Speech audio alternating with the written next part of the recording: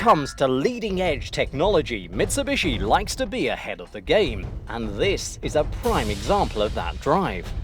The Evolution has come a long way since it was first introduced to the world in 1992, but it remains one of the greatest rally cars in the history of, well, everything.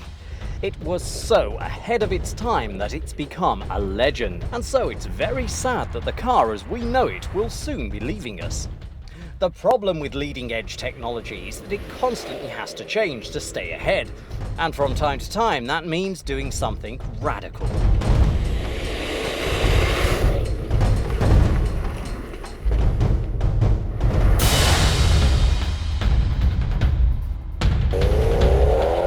The current boss of Mitsubishi said recently that although the firm had kept the Lancer Evolution evolving as the brand's highest performing model, the market's needs and demands had changed.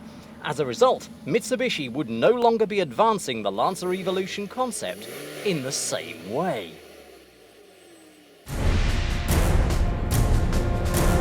Reading between the lines, then, it is very clear that the car's current high CO2 output has been deemed highly unacceptable as Mitsubishi commits itself to a low-emissions development plan focused on hybrid models and EVs, or electric vehicles. So, at the time of going to air, the future of the Evo remained shrouded in secrecy and speculation. Autocar recently published an article stating that sources in Japan had confirmed that a project to switch the car to a petrol hybrid powertrain had been abandoned, but that the firm's R&D department had been given approval to push the car in a totally different direction: a diesel hybrid. The aim being to allow the Evo 11 to deliver a 0 to 62 mph time of under 5 seconds, yet cut CO2 emissions to well under 200 grams per kilogram, which would be somewhat astounding if true. But what about the sound, driving dynamics, and of course the iconic style of the car? Well, that of course remains a mystery, and all we know for sure is that the new car will be vastly different to the Evo 10. But there is some good news, because the company has confirmed that it will press on with the 2-litre turbocharged car's current production run, and as yet, no date has been set for its demise. So for now, the Evo 10 remains in production, and what a machine it is!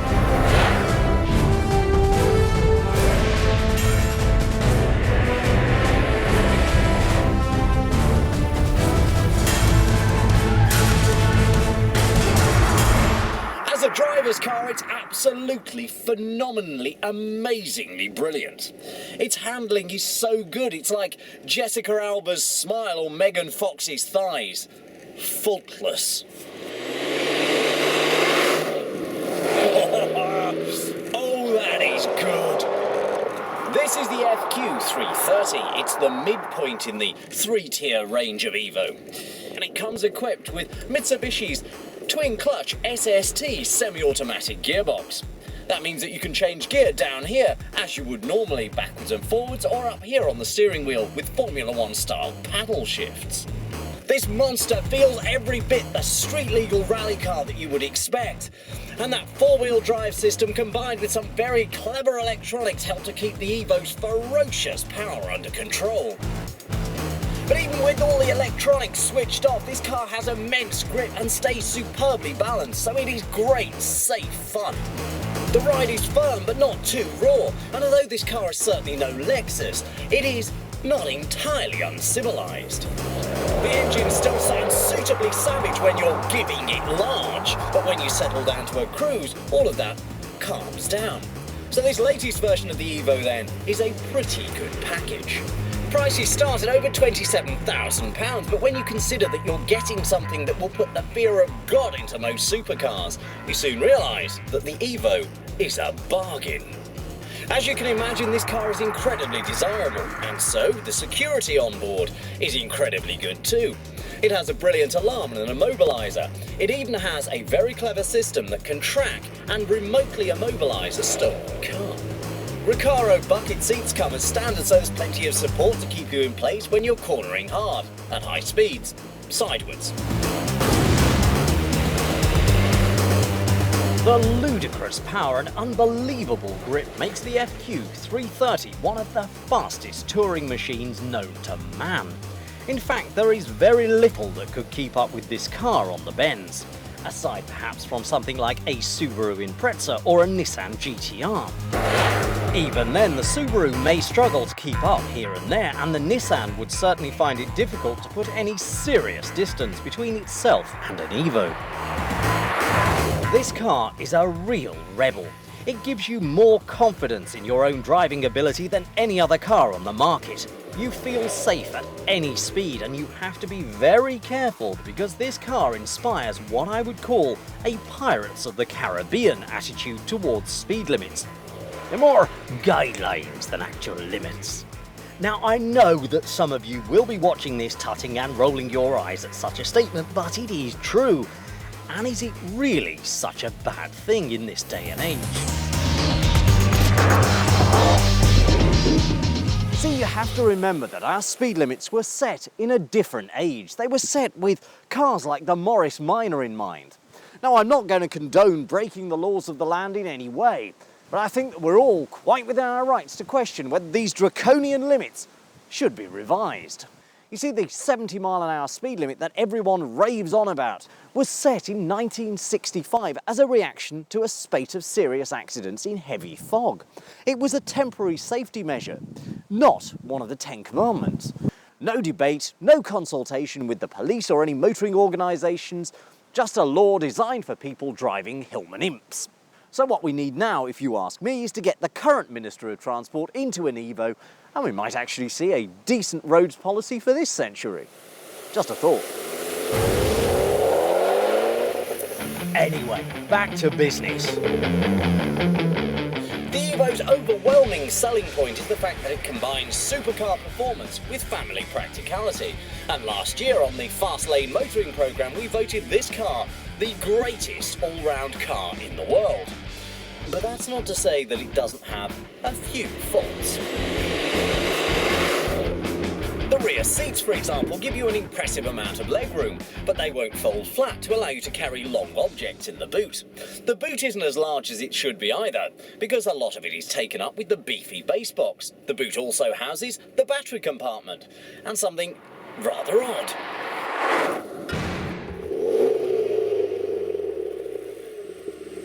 Yes, Evo buyers everywhere will be totally baffled the first time their windscreen washers run dry because Mitsubishi have hidden the filler cap in the boot. Which means that when you're on your way to the coast with a fully loaded car, you'll have to stop at the services, unpack all of your nice clean laundry, fill it up, drip cold water all over the boot of your car, and then put your nice clean laundry back on top of it. Genius.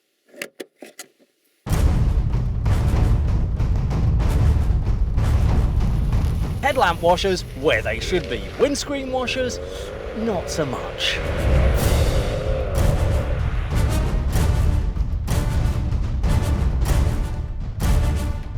Other downsides include high road tax, stratospheric insurance, and a ride that will sometimes rattle your teeth on certain surfaces.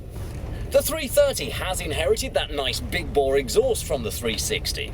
Unfortunately, however, it doesn't come with any of the carbon fibre extras that you'd find on its bigger brother. The 330 is still occasionally lethargic, and although that gearbox is definitely better than in the old 300s, it's still not quite right. It's still horrible as an automatic and incredibly hesitant from a standing start. In the manual version, you can nip into a 1/4 of an inch gap in fast-moving traffic and not blink. But this one, unfortunately, makes an awful lot of noise and a lot of fuss and then casually saunters out in front of whatever happens to be coming.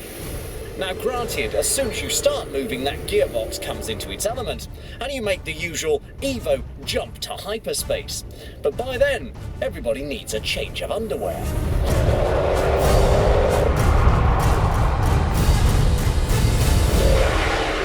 Toilet roll for your passengers.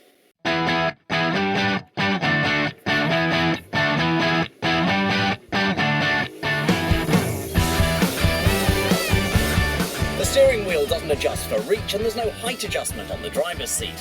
So many may find it difficult to get comfortable and find the right position in this car. But the Evo's real Achilles heel is its thirst. It could drink Olaf the Viking and his entire team of pillagers under the table twice over and still have space to stop off for a couple of gallons on the way home. It's just phenomenal. You put your right foot down and you can almost hear it sucking the tank dry. Foot down, throttle kicks in, and oh, look at it go. Well, that was 10 pounds in about 4 miles. This week I must have put about 300 pounds worth of fuel in this car. Now I think it's about to run out again. Oh, there we go. Leap, yes, I know. Driving it gently. Let's put this into perspective. The Ferrari 458 Italia returns an average combined fuel consumption of around 21 miles per gallon, which is pretty good actually. But that's a V8 4.5 litre. This is a 2 litre, and on the same cycle, it will return just 19 miles per gallon, which drops even lower if you're giving it some serious webbing. This is why Mitsubishi can no longer advocate the car with a clear conscience. Set against its new green credentials, it's a complete contrast, almost an embarrassment. An analog watch in a digital age, if you like. The trouble is that demand for the car is as high as ever, and there's even been a large internet campaign dedicated to saving the model. Let's face it, you can see why. In dual clutch mode, this insane paddle shift FQ-330 will hit 62 miles an hour in 4.4 seconds. A full 0.3 seconds quicker than the 295 brake horsepower Evo. And that gives you something that will wave its tushy defiantly at an M3 coupe. In 300 form, it's good. In 330 form, it's amazing. And an FQ-360 is almost unbeatable. It really has been an amazing ride. This car has you on the edge of your seat from start to finish with excitement, with moments of greatness thrown in here and there for good measure. You'd have to be insane to buy one, of course, but that's precisely why you should.